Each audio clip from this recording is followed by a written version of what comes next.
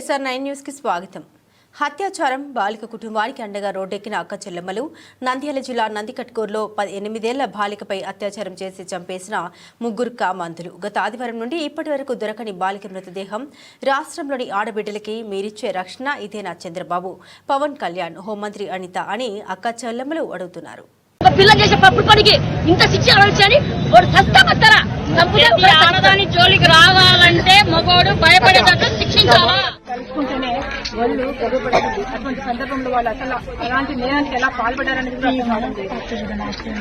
ప్రభుత్వాలు మారుతున్నాయి, చట్టాలు మారుతున్నాయి, కానీ ఆడవాళ్ళ మీద అఘాయితాలు మాత్రం ఆగడం లేదు. కాబట్టి ప్రభుత్వం వెంటనే స్పందించి నేరస్తుల మీద చర్య తీసుకోవాలి. అదేవిధంగా ఆడవాళ్ల మీద అఘాయితాలు చేసే వాళ్ళ మీద పెట్టేటువంటి శిక్షలు కూడా కఠినాతి కఠినంగా తయారు చేస్తే ఇలాంటి నేరాలను మనం కొంతవరకు అరికట్టవచ్చు.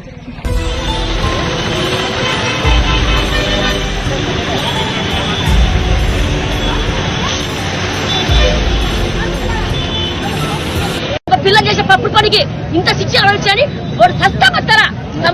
ఆడదాని జోలికి రావాలంటే మగోడు భయపడేటట్టు శిక్షించాలా? కలుసుకుంటేనే వాళ్ళు గొడవపడుతుంది. అటువంటి సందర్భంలో వాళ్ళు అసలు అలాంటి నేరానికి ఎలా పాల్పడారనేది